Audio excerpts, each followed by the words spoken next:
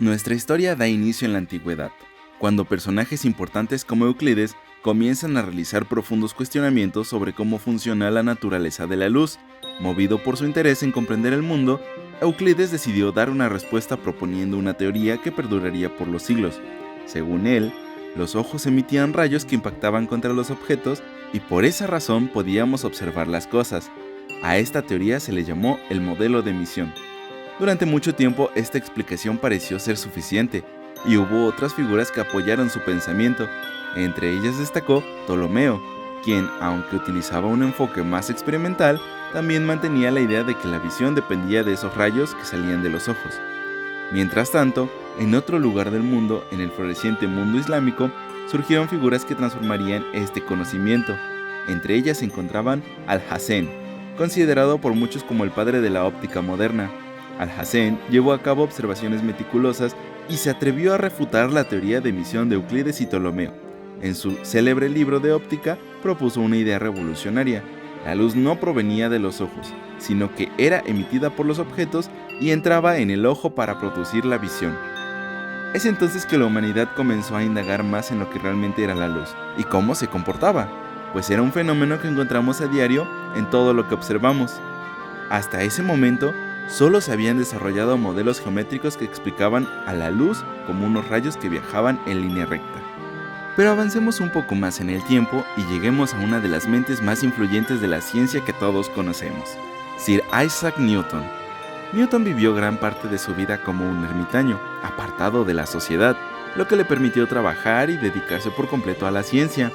Entre todos sus destacados trabajos nos encontramos con su obra Optics or a Trace of the Reflections, un libro en el que propuso una nueva teoría para explicar a la luz. Para Newton, la luz se componía de diminutas partículas o corpúsculos que viajaban en línea recta desde las fuentes luminosas. Según su planteamiento, estos corpúsculos se movían a gran velocidad rebotando sobre las superficies y cambiando de dirección al pasar de un medio a otro. Con ello, Newton explicó fenómenos como la reflexión y refracción. Sin embargo, para explicar la difracción, sostenía que se debía a interacciones especiales de los corpúsculos con los objetos, una idea que no terminaba de ser completamente satisfactoria dentro de su teoría. A pesar de estas limitaciones, las ideas de Newton sobre la luz como corpúsculos se mantuvieron firmes durante décadas, pues era un científico de gran renombre y prácticamente nadie se atrevía a cuestionar sus planteamientos. Sin embargo, en el trasfondo de la búsqueda por el saber se encontraba el científico holandés Christian Huygens, quien no tuvo miedo de desafiar al gran Newton. Contemporáneo suyo, Huygens refutó la teoría corpuscular proponiendo una nueva, la llamada teoría ondulatoria. En esta teoría, Huygens sugirió que la luz se propagaba como ondas que se desplazaban a través de un medio hipotético e invisible. Para explicar cómo podía viajar la luz por el vacío, postuló la existencia de un éter luminífero, un medio impalpable y omnipresente que llenaba todo el espacio, de modo que la luz se comportaba como una onda, que utilizaba este éter para transportarse. Así como el sonido necesita del aire, la luz necesitaría de este éter. Sin embargo, la influencia de Newton era mucho mayor que la de Huygens. Por ello, la teoría corpuscular dominó desde principios del siglo XVIII hasta bien entrado el siglo XIX. Durante ese tiempo, la teoría ondulatoria quedó relegada a un segundo plano, y muchos pensaron que no era factible, convencidos de que la luz se comportaba conforme a la visión corpuscular. Pero el siglo XIX no sería el fin de la teoría ondulatoria. La historia dio un nuevo giro cuando un médico y físico británico llamado Thomas Young realizó uno de los hallazgos más relevantes para el debate sobre la naturaleza de la luz. Young llevó a cabo un experimento que pasaría a la historia, el experimento de la doble rendija. En su diseño, hizo que un haz de luz pasara primero por una rendija estrecha, que actuaba como filtro, haciendo que la luz que llegaba a las dos rendijas siguientes fuera coherente, es decir, que mantuviera la misma frecuencia y fase. Después, la luz pasaba por una placa con dos rendijas muy delgadas y próximas entre sí, separadas por una distancia pequeña. Cada rendija actuaba como un nuevo punto emisor de ondas. Cuando estas dos ondas emergentes se encontraban en la pantalla, se superponían y daban lugar a un fenómeno inesperado. El resultado fue un patrón claro de bandas alternadas de luz y sombra. Este patrón no podía explicarse si la luz fuera simplemente un flujo de partículas que pasaran por las rendijas de manera independiente. Según la teoría corpuscular de Newton, se esperaría ver dos manchas de luz alineadas con las rendijas y nada más. Con este experimento, Young proporcionó una de las pruebas más sólidas de que la luz tenía naturaleza ondulatoria. No obstante, aunque su demostración fue contundente, quedaba un problema: la idea del éter luminífero, el medio necesario para que la luz se propagara como onda. No tenía evidencia directa y parecía una hipótesis muy especulativa. Pasaron algunas décadas hasta que, en la década de 1860, el físico escocés James Clerk Maxwell dio un paso definitivo. Maxwell unificó la electricidad y el magnetismo con sus célebres ecuaciones. Publicó su tratado más importante, A Treatise on Electricity and Magnetism, en 1873. Estas ecuaciones demostraron que la luz es una onda electromagnética que se propaga a una velocidad determinada, coincidente con la velocidad de la luz que se había medido experimentalmente. Esto no solo hizo que la teoría ondulatoria tuviera respaldo por un sólido marco matemático, sino que llevó a más científicos a aceptar que la luz podía comportarse como una onda. Sin embargo, quedaba el pequeño detalle de que la existencia del éter luminífero seguía siendo una suposición sin prueba. Es entonces que, en 1887, los científicos Albert A. Michelson y Edward Morley decidieron poner a prueba la existencia de ese hipotético éter. Razonaron que si la Tierra se movía alrededor del Sol a gran velocidad, entonces, de existir el éter y permanecer inmóvil, la Tierra estaría constantemente desplazándose a través de él.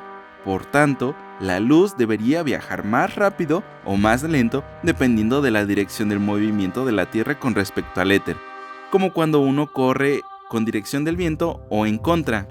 Para demostrarlo, Michelson y Morley diseñaron un aparato llamado interferómetro.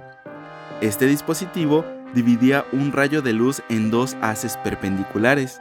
Cada haz viajaba por caminos diferentes, uno alineado con el supuesto movimiento de la Tierra y otro en dirección perpendicular.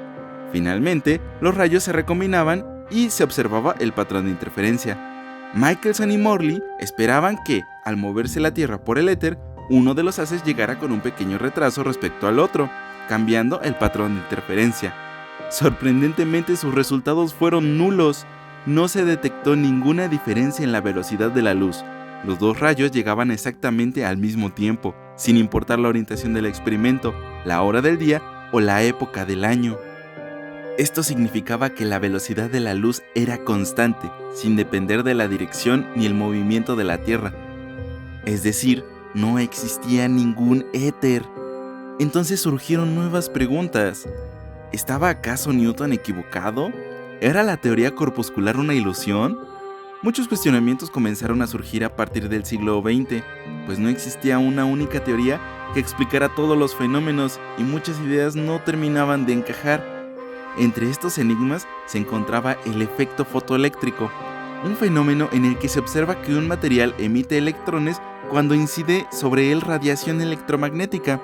Según la teoría clásica, si la luz era una onda, al aumentar su intensidad, es decir, más energía de la onda, los electrones deberían ganar más energía y acabar saliendo despedidos, independientemente del color o frecuencia. Sin embargo, lo que se observaba era muy distinto. Si la frecuencia de la luz era menor que un cierto umbral, no importaba cuánta intensidad se usara, ningún electrón salía. En cambio, si la frecuencia superaba ese umbral, los electrones se liberaban de inmediato, incluso aunque la luz fuera muy tenue. La energía de los electrones dependía de la frecuencia de la luz, no de su intensidad. Esto contradecía la teoría ondulatoria clásica y fue uno de los primeros indicios de que la luz no era solamente una onda. Fue entonces que, en 1905, Albert Einstein propuso una explicación revolucionaria. Introdujo la idea de que la luz estaba compuesta por cuantos de energía, que luego llamaríamos fotones. Según esta propuesta, cada fotón poseía una energía E igual a h por f, donde h es la constante de Planck y f es la frecuencia de la luz. Este descubrimiento, que explicaba de manera clara el efecto fotoeléctrico, le valió a Einstein el premio Nobel en 1921.